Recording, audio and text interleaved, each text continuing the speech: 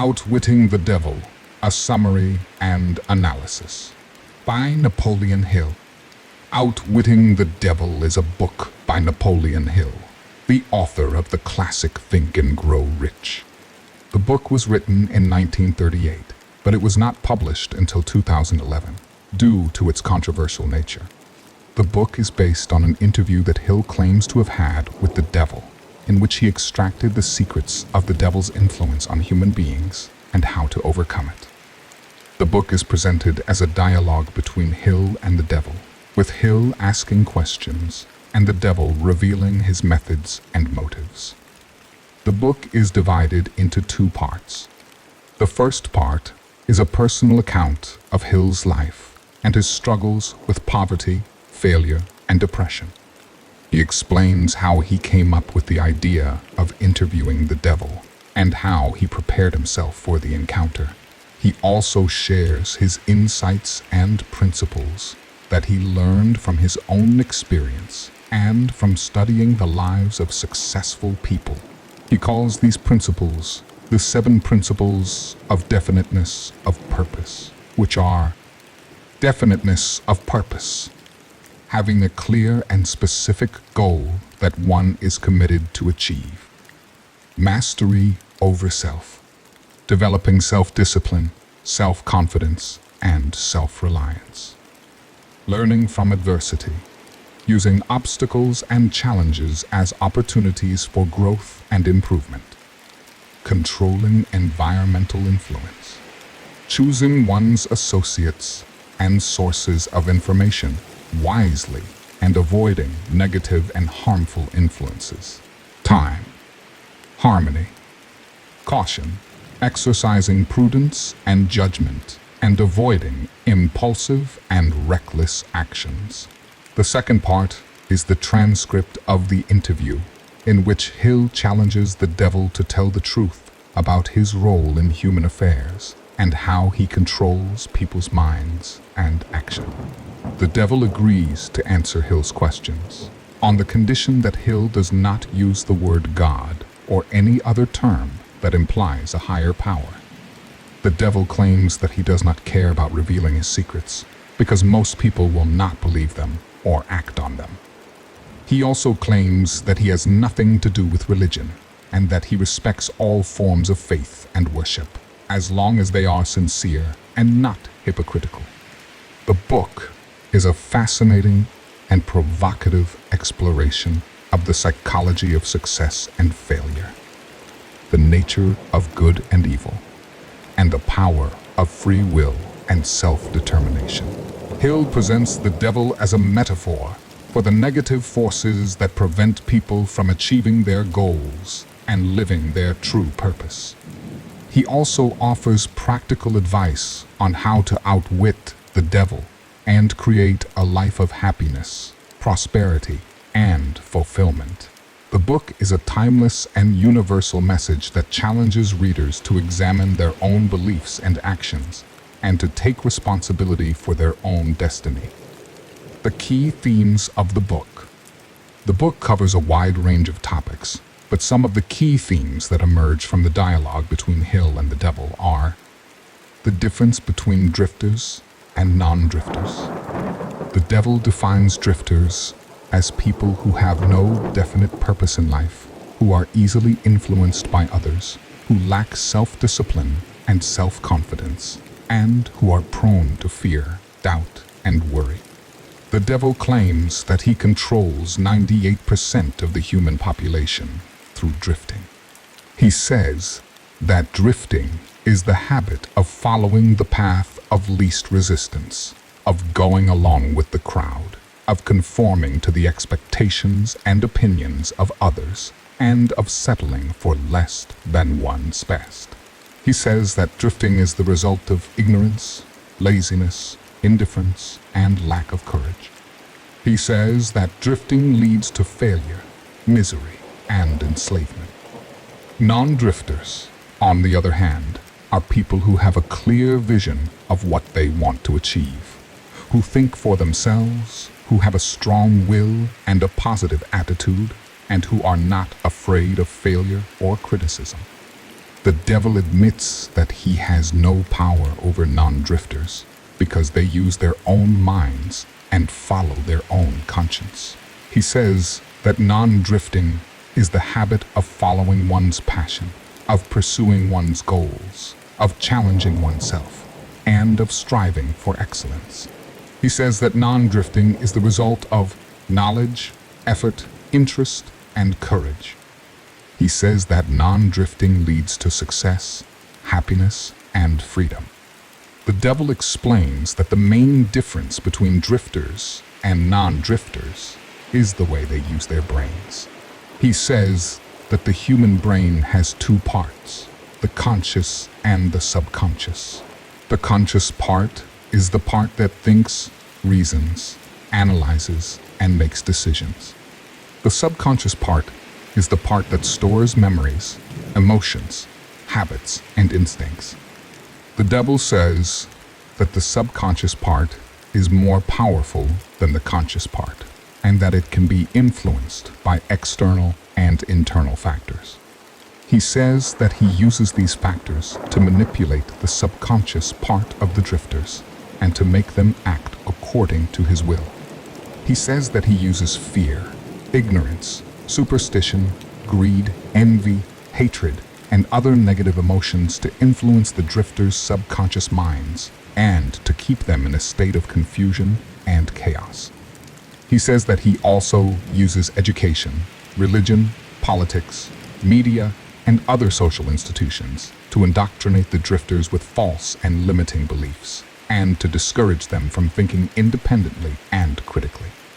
The devil says that the non-drifters, on the other hand, use their conscious minds to control their subconscious minds and to make them act according to their own will. He says that the non-drifters use their power of thought to choose their beliefs, emotions, habits, and actions. He says that they also use their power of imagination and creativity to shape their reality according to their vision. He says that the non-drifters use their conscious minds to connect with what he calls the infinite intelligence, which is the source of all knowledge, wisdom, and power. He says that the non-drifters use their conscious minds to outwit him and to free themselves from his influence. The devil advises Hill to become a non-drifter and to teach others how to do the same. He says that the first step to becoming a non-drifter is to have a definite purpose in life, which is a clear and specific goal that one is passionate about and committed to achieve. He says that the second step is to have a definite plan, which is a detailed and practical strategy that one follows to achieve one's purpose. He says that the third step is to have a definite motive, which is a strong and positive reason that one has for achieving one's purpose. He says that the fourth step is to have a definite partner, which is a trustworthy and supportive person or group that one works with to achieve one's purpose. He says that the fifth step is to have a definite date, which is a realistic and flexible deadline that one sets for achieving one's purpose. The devil warns Hill that becoming a non-drifter is not easy and that it requires constant vigilance, discipline, and effort. He says that he will try to stop him and anyone else who tries to become a non-drifter by using his tricks and traps. He says that he will try to make him doubt his purpose, change his plan, lose his motive, betray his partner, miss his date, waste his budget, and forfeit his reward. He says that he will try to make him drift by using his fears, doubts, worries, and other negative emotions. He says that he will try to make him quit by using his failures, criticisms, rejections, and other obstacles. He says that he will try to make him surrender by using his temptations, distractions, pleasures, and other diversions. The devil challenges Hill to outwit him and to prove that he can become a non-drifter. He says that he respects and admires those who can outwit him, and that he considers them as his equals and friends. He says that he does not hate or envy them, but that he enjoys playing with them and testing their skills and character. He says that he does not want to destroy them, but that he wants to make them stronger and better. He says that he does not want to rule them, but that he wants to learn from them and share with them. He says that he does not want to harm them, but that he wants to help them and serve them. The power of thought. The devil asserts that thought is the only thing that he cannot control, and that it is the most powerful force in the universe. He explains that every human being has the ability to choose their thoughts and to shape their reality according to their thoughts. He also warns that most people misuse their power of thought by allowing negative and destructive thoughts to dominate their minds and by failing to use their imagination and creative faculties. The devil says that thought is the bridge between the physical and the spiritual realms, and that it is the tool that humans use to communicate with the infinite intelligence. He says that thought is the means by which humans create their own destiny, and that it is the cause of everything that happens to them. He says that thought is the expression of the human soul, and that is the reflection of the human character. The devil explains that there are two types of thoughts, positive and negative. He says that positive thoughts are thoughts that are constructive, beneficial, and harmonious, and that they lead to happiness, success, and fulfillment. He says that negative thoughts are thoughts that are destructive, harmful, and discordant, and that they lead to misery, failure, and emptiness. He says that positive thoughts and negative thoughts cannot coexist in the same mind, and that they attract or repel each other according to the law of attraction. He says that positive thoughts attract positive things, and negative thoughts attract negative things. The devil says that he uses negative thoughts to control the drifters and to make them suffer and fail. He says that he uses fear, ignorance, superstition, greed, envy, hatred, and other negative emotions to influence the drifters' thoughts and to keep them in a state of confusion and chaos. He says that he also uses education, religion, politics, media, and other social institutions to indoctrinate the drifters with false and limiting beliefs and to discourage them from thinking independently and critically. He says that he makes the drifters think that they are powerless, worthless, and hopeless, and that they have no control over their lives and their circumstances. He says that he makes the drifters think that they are victims of fate, chance, or other forces, and that they have no choice but to accept their conditions and to suffer and complain. He says that he makes the drifters think that they are separate from the infinite intelligence, from nature, and from each other, and that they have no connection or relationship with anything or anyone. He says that he makes the drifters think that they are living in a hostile and cruel world, and that they have to fight and compete for everything. He says that he makes the drifters think that they are living in a scarcity and lack, and that they have to hoard and steal everything. He says that he makes the drifters think that they are living in a meaningless and purposeless existence, and that they have to escape and distract themselves from everything. The devil says that the non-drifters, on the other hand, use positive thoughts to control their lives and to make them happy and successful. He says that the non-drifters use faith, knowledge, reason, love, gratitude, and other positive emotions to influence their thoughts and to keep them in a state of clarity and order. He says that the non-drifters use education, religion, politics, media, and other social institutions to inform themselves and to express their opinions and ideas. He says that they make themselves think that they are powerful, valuable, and hopeful, and that they have control over their lives and their circumstances. He says that they make themselves think that they are creators of their own destiny, and that they have choice and responsibility for their actions and consequences. He says that they make themselves think that they are connected to the infinite intelligence, to nature, and to each other, and that they have a relationship and a contribution to everything and everyone. He says that they make themselves think that they are living in a friendly and generous world, and that they have to cooperate and collaborate for everything. He says that they make themselves think that they are living in abundance and prosperity, and that they have to share and give everything. He says that they make themselves think that they are living in a meaningful and purposeful existence, and that they have to enjoy and learn from everything. The devil advises Hill to use his power of thought wisely and to teach others how to do the same.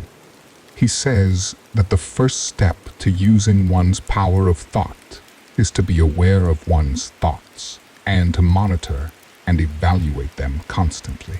He says that the second step is to choose one's thoughts and to reject or accept them consciously. He says that the third step is to direct one's thoughts and to focus and concentrate them on one's goals and desires. He says that the fourth step is to express one's thoughts and to communicate and manifest them through words and actions. He says that the fifth step is to control one's thoughts and to discipline and master them through habits and routines. He says that the sixth step is to harmonize one's thoughts and to align and balance them with one's emotions and actions. He says that the seventh step is to magnify one's thoughts and to amplify and multiply them through imagination and creativity. The devil warns Hill that using one's power of thought is not easy and that it requires constant vigilance, discipline, and effort. He says that he will try to stop him and anyone else who tries to use their power of thought by using his tricks and traps. He says that he will try to make him think negatively by using his fears, doubts, worries, and other negative emotions. He says that he will try to make him think falsely by using his education, religion, politics, media, and other social institutions. He says that he will try to make him think powerlessly by using his failures, criticisms, rejections, and other obstacles. He says that he will try to make him think separately by using his temptations, distractions, pleasures, and other diversions. He says that he will try to make him think chaotically by using his confusion, disorder, and chaos. The devil challenges Hill to use his power of thought and to prove that he can create his own reality. He says that he respects and admires those who can use their power of thought and that he considers them as his equals and friends. He says that he does not hate or envy them, but that he enjoys playing with them and testing their skills and character. He says that he does not want to destroy them, but that he wants to make them stronger and better. He says that he does not want to rule them, but that he wants to learn from them and share with them. He says that he does not want to harm them, but that he wants to help them and serve them. The importance of self-knowledge. The devil reveals that one of his main strategies is to keep people from knowing themselves and their true potential.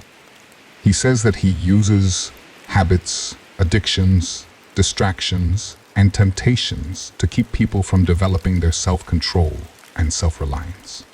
He also says that he uses education, religion, politics, media, and other social institutions to indoctrinate people with false and limiting beliefs and to discourage them from thinking independently and critically. He says that he makes people ignorant, dependent, and conformist, and that he prevents them from discovering their own strengths and weaknesses their own passions and talents, and their own purpose and mission in life. The devil says that self-knowledge is the key to freedom and happiness, and that it is the foundation of all success and achievement.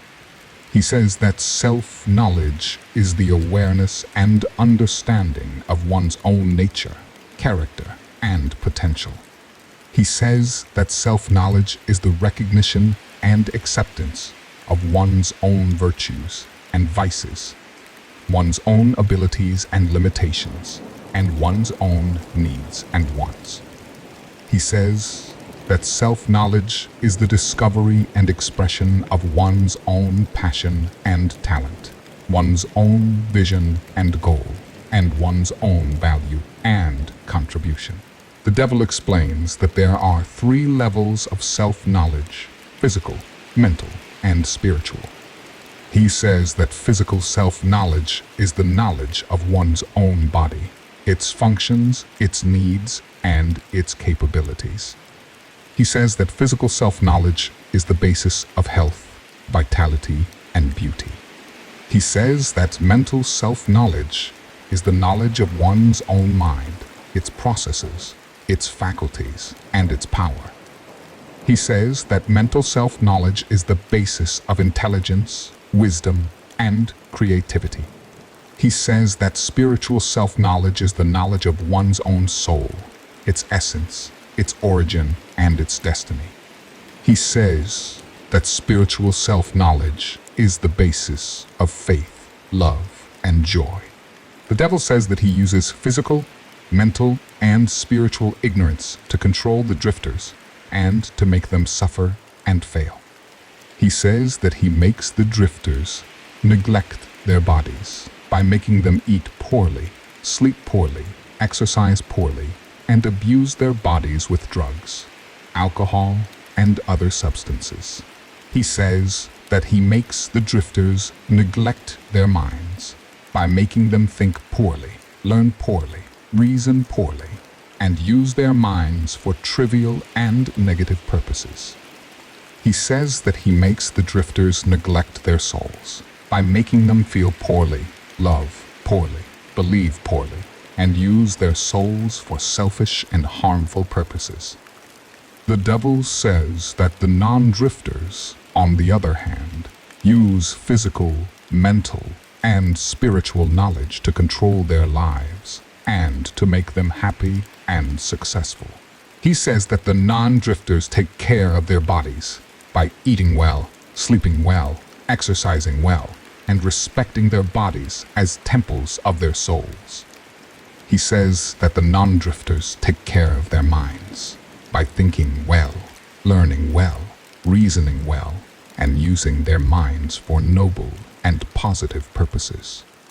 He says that the non-drifters take care of their souls by feeling well, loving well, believing well, and using their souls for service and contribution.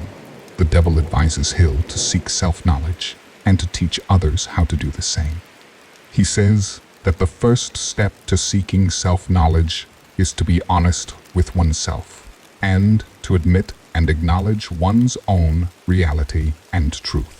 He says that the second step is to be curious about oneself and to explore and investigate one's own nature and potential. He says that the third step is to be humble about oneself and to learn and improve oneself constantly. He says that the fourth step is to be proud of oneself and to appreciate and celebrate one's own achievements and progress. He says that the fifth step is to be balanced about oneself and to integrate and harmonize one's own body, mind, and soul. He says that the sixth step is to be authentic about oneself and to express and manifest one's own personality and individuality. He says that the seventh step is to be generous about oneself and to share and give one's own gifts and talents. The devil warns Hill that seeking self-knowledge is not easy and that it requires constant vigilance, discipline, and effort. He says that he will try to stop him and anyone else who tries to seek self-knowledge by using his tricks and traps. He says that he will try to make him dishonest by making him lie to himself and others. He says that he will try to make him indifferent by making him bored and uninterested in himself and others. He says that he will try to make him arrogant by making him overestimate and inflate himself and others. He says that he will try to make him insecure by making him underestimate and devalue himself and others. He says that he will try to make him unbalanced by making him neglect or abuse one or more aspects of himself and others.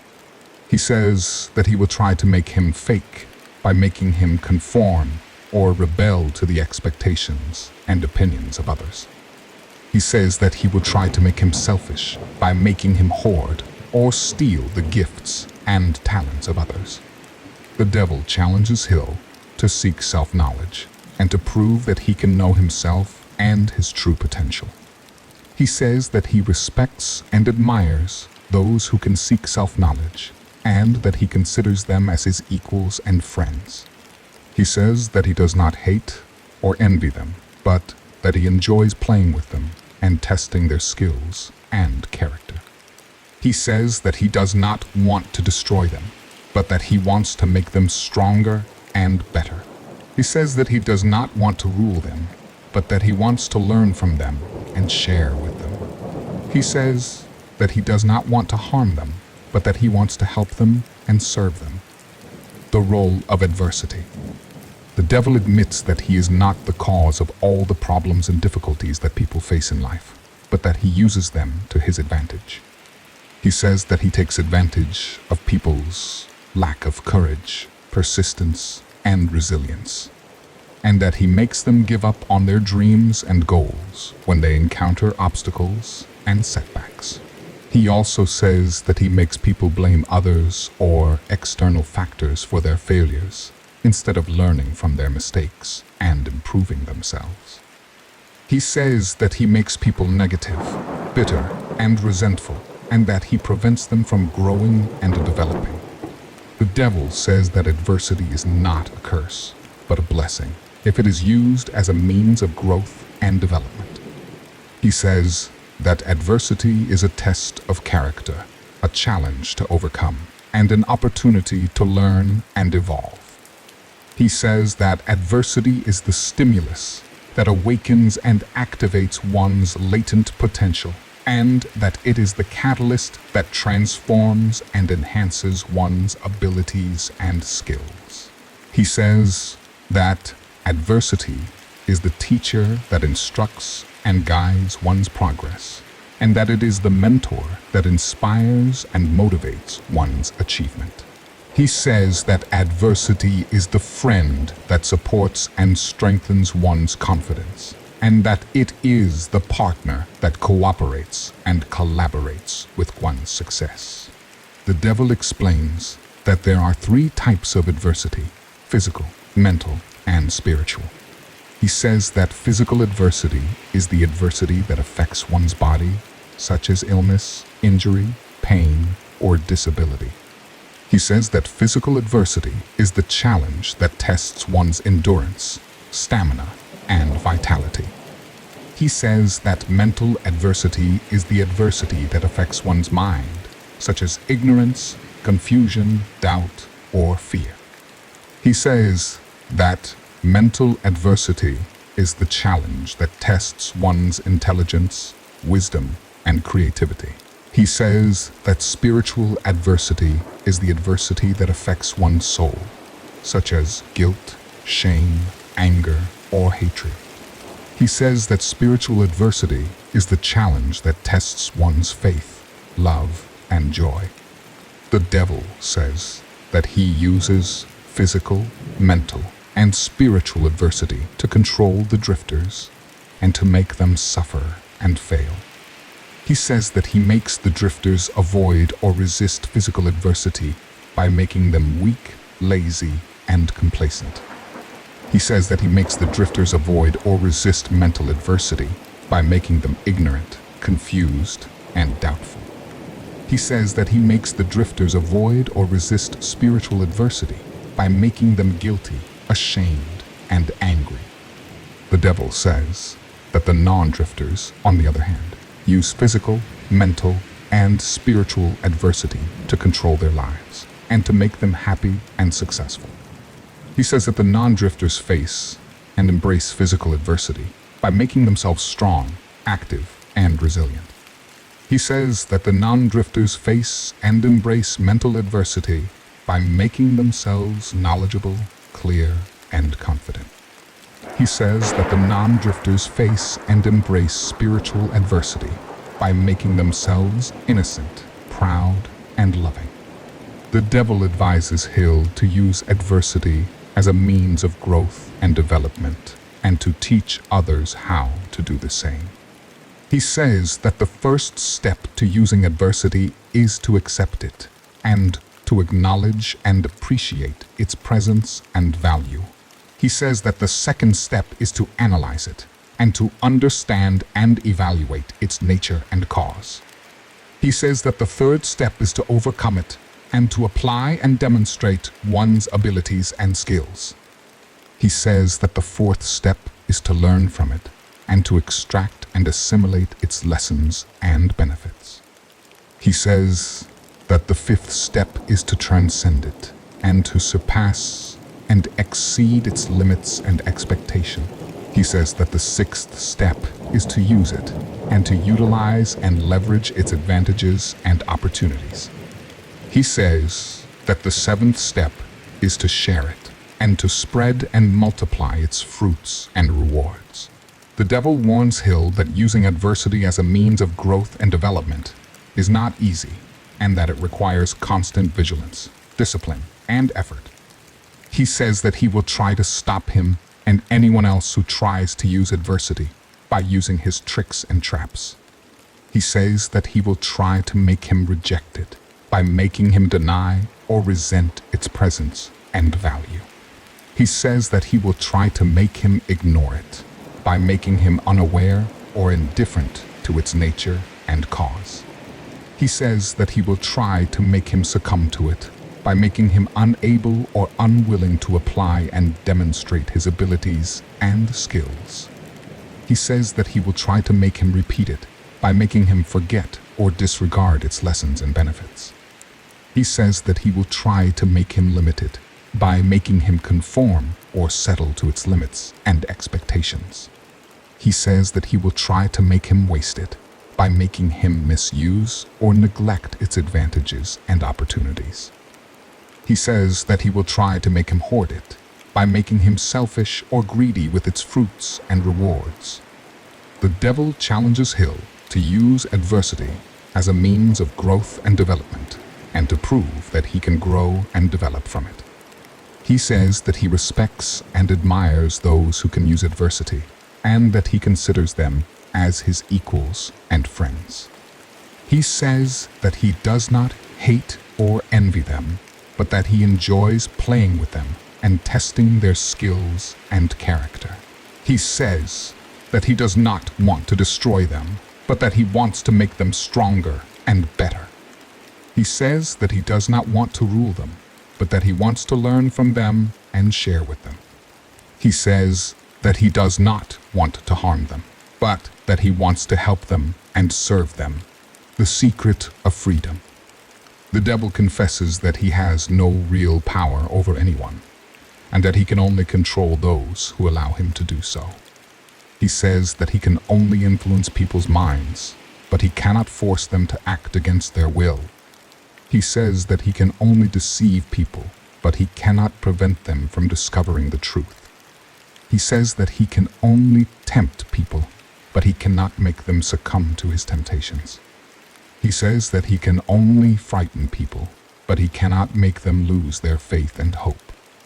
He says that the secret of freedom is to use one's own mind, to follow one's own heart, and to act on one's own conviction.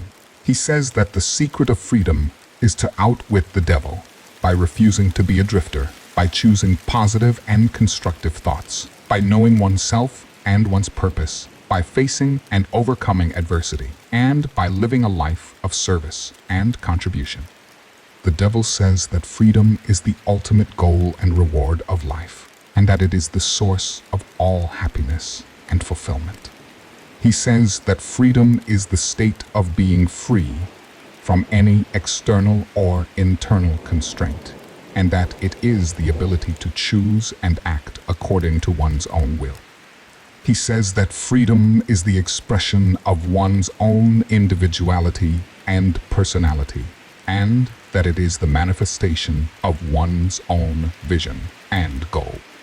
He says that freedom is the connection with the infinite intelligence, nature, and other beings, and that it is the relationship and contribution to the common good. The devil explains that there are 3 dimensions of freedom: physical, mental, and spiritual. He says that physical freedom is the freedom of the body, and that it is the freedom to move, act, and express oneself physically.